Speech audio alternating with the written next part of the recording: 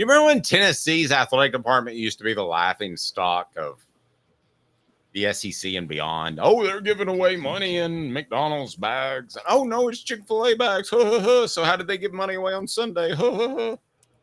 Because Chick-fil-A's closed, which I respect and hate at the same time because I was craving Chick-fil-A yesterday. But instead, I'll just go to Asia Cafe because Asia Cafe is fantastic. Asia Cafe has the long-guarded family secrets. And Asia Cafe, you can check them out at asiacafe.org. They also have the energy booster coffee that you can order at asiacafe.org. But let's turn to basketball and a couple of very embarrassing incidents. One is funny, one is troubling, and they both occur in the SEC. So, Caleb, can we pull up the audio in which the pilot declared an emergency because Bruce Pearl's Auburn basketball players were fighting to the point in which they had to land the plane? This just in case you didn't know, you should not get in a fight on a plane. If you want to fight a man or you're a woman and you want to fight a woman and you're on solid ground, yeah, perhaps they deserve a smack in the face.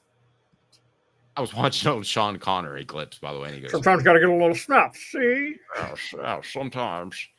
Well, if you've done all you can, then yes, sometimes an open-handed smack. Barbara Walters was like, "You will we think that?" We might play it at some point. You're going to get hate mail. Okay, so here we are. You're a pilot, and you probably like this gig because you get to take the basketball players from game to game. But here is the actual FAA control call of Auburn's basketball players creating a riot before we get to a stalker heading up Florida's basketball program. All right, what do we got? Yes, sir. We have got an altercation on board. We knocked to declare an emergency and land. We got a bunch of basketball players fighting. The flight deck is secure. The threat level is contained for the moment. We just had police on the ground, and we had two players that got into physical altercation. Clothes were ripped, and one bloody player. And Center 2681, it's kind of crazy. Were we direct Montgomery? So they had to redirect to Montgomery during the fight. The good news was the Auburn basketball team did arrive and were able to play basketball. But my goodness gracious. And I've told the story about Albert Hainsworth losing his stuff during a practice. But Philip Fulmer grabbed him by the shoulder pads and told him to stop. If you're an Auburn basketball fan, how concerned are you that this escalated to the point that they had to emergency land a plane that Bruce Pearl couldn't say, guys, stop, like right now? I mean, this is not a good look and not a good sign for Auburn basketball and their chemistry going forward. I mean, was this before or after the Houston game? It was before, right? Before. Well, and then they went and beat Houston. In Houston, 74-69. I think Bruce Pearl he fosters such a chaotic culture that I think they feed off this. Wow. I mean, so I'm just saying. Maybe fighting is a good thing for Auburn's basketball team. Is that what you're telling me? That Bruce Pearl has fostered, yes, I do. I think maybe the fighting's a good thing. I think this is much less concerning than the other one we're about to talk about. Fighting on the Auburn team plane is hilarious, but Dave, you've heard stories. Michael Jordan all but sparked fights on the Bulls because of how he bullied players when they were on team planes coming back. I mean, he once told didn't he tell the team chef, don't give Horace Grant any dinner because he played what tonight? Okay, so all right.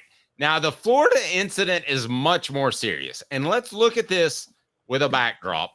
If you can pull up the stalking allegations. The backdrop is this. Around about last Wednesday, the University of Florida's Scott Strickland, who was really good at setting up interviews, but not such a great athletic director.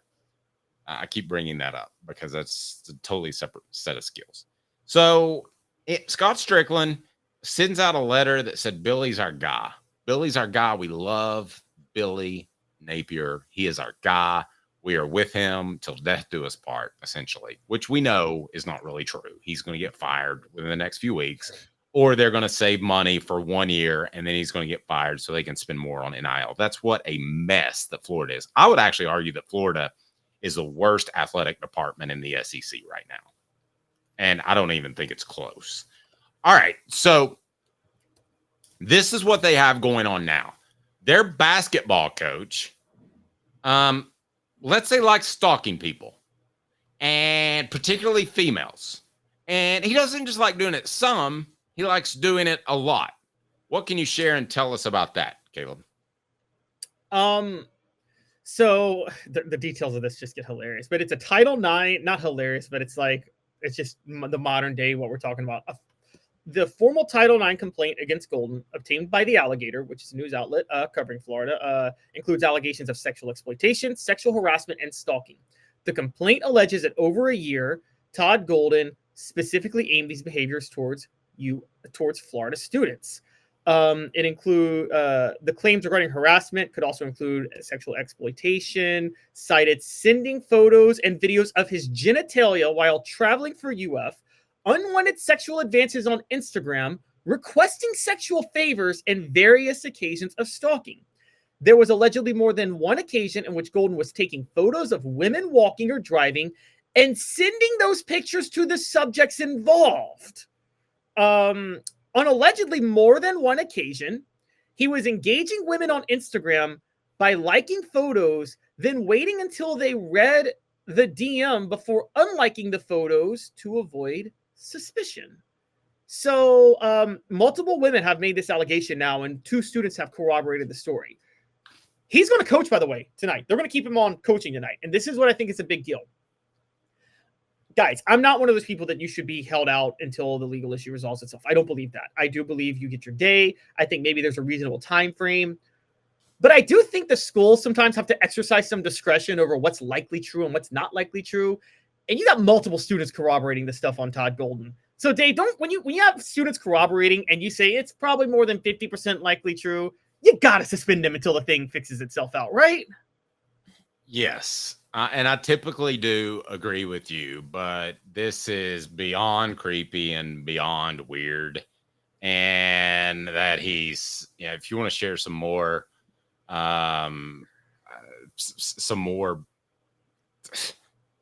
particulars, you can. Now, you got to remember, in 2022, women's soccer coach Tony Amato was fired after a report accused of him of making inappropriate comments to players about their eating habits. I guess he was calling them fat shaming them, which I don't know, coaches can't do nowadays. So they probably should be able to, because you are an athlete. But this to me it's bad for everybody involved. It's bad for Scott Strickland.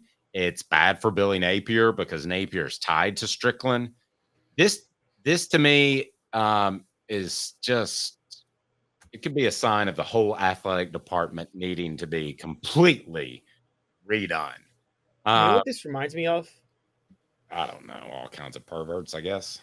No, it reminds me of, do you remember when a group of women in 2016 filed a sexual assault lawsuit against the University of Tennessee that they had to settle out of court? And it's because there were just so many random incidents. Some of them may not have even been valid, including the AJ Johnson situation one, but they mentioned all these issues and they're like, it's a culture of this. That's what rehashed the Peyton Manning thing from 97, because that was in there. And I felt that was a little bit hazy how they did it, but the reason Tennessee made themselves look so much worse is all the coaches called a joint press conference. It was the weirdest thing. All 16 of them called a joint press conference to address the issue of sexual assault.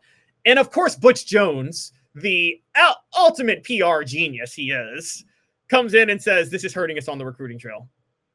And I'm like, are you tone deaf? Yes. That's not good. Yes. So then Dave Hart had to come behind them and call his own press conference to clean up the mess that Butch Jones started, because he said that this is hurting on the recruiting trail rather than trying to address the culture of Tennessee at the time. It was a total catastrophe. I'm sure it caused trouble with Tennessee. And by the way, this is going to cause trouble with Florida. The culture of Florida. Look, guys, the perception of a school's culture does kind of wreck you on the recruiting trail. Dave, let's be honest about this.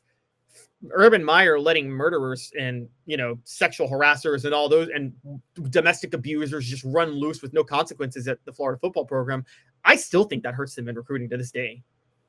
You've said that before. I'm not sure it still hurts them in recruiting. I think it hurt them a lot. And I was told by somebody that watched the Gator thing, that it barely scratched the surface of what they did. That thing was like a puff piece. It was a total puff piece. It was garbage. Netflix should be ashamed of themselves for it. No, I agree.